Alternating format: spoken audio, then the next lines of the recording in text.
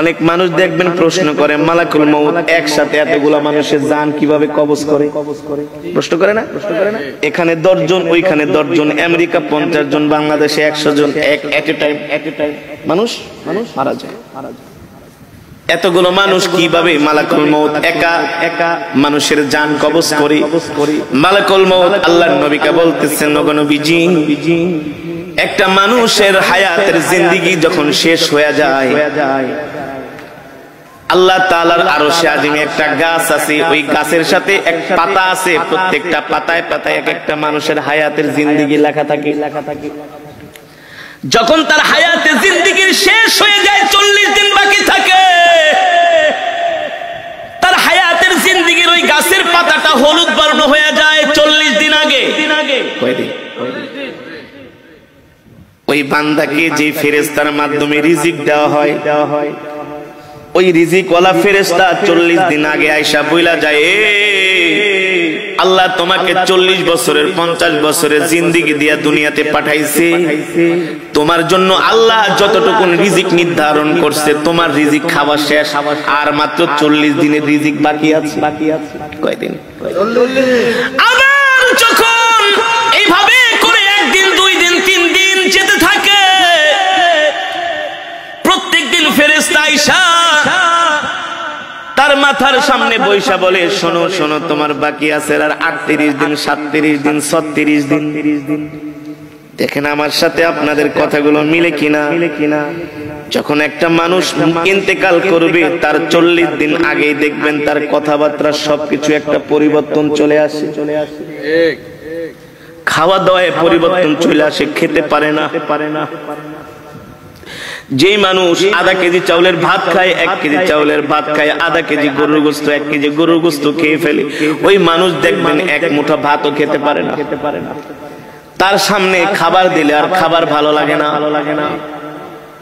যেই মানুষ 1-2 গ্লাস দুধ খেয়ে ফেলতো, সেই মানুষকে চামিচ দিয়ে দুধ খাওয়ানো হয়।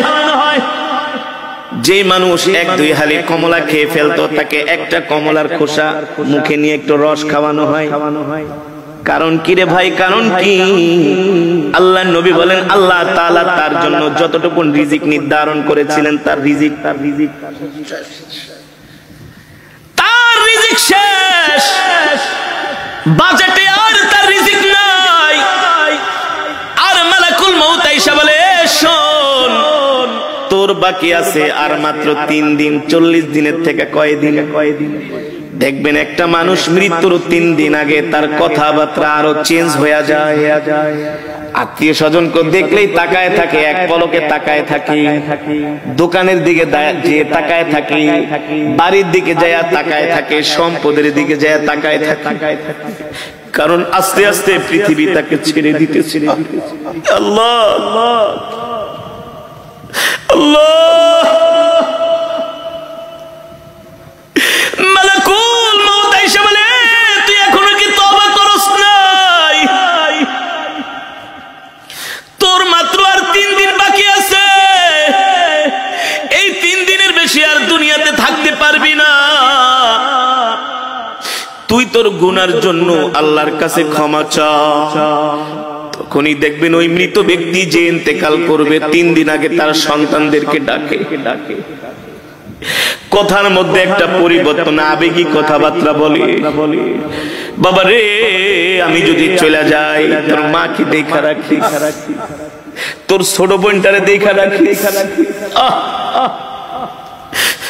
আমি যদি মারা যাই,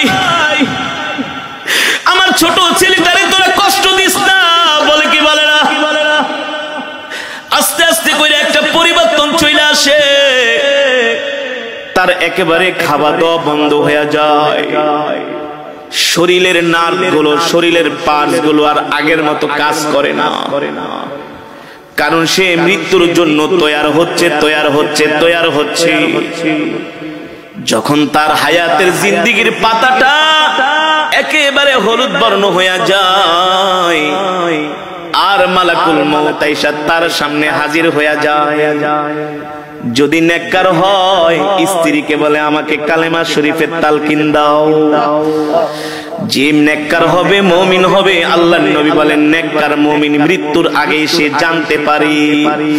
এই কারণে সন্তানদেরকে বলে ওই জায়গায় আমাকে কবর দিবা, ওই জায়গাটার মধ্যে আমার জন্য কবর খুঁজা রাখবা। আর শোনো শোনো, আমার মৃত্যুর পরে বেশি দেরি করবা না, তাড়াতাড়ি আমাকে কবরে ঢুকাই দিবা। আমার মৃত্যুর পরে আমার জন্য কান্না করবা না, কান্না করবা না। যদি আমি সন্ধ্যায় মারা যাই, এশারের আগে আমাকে কবর দিয়া দিবা।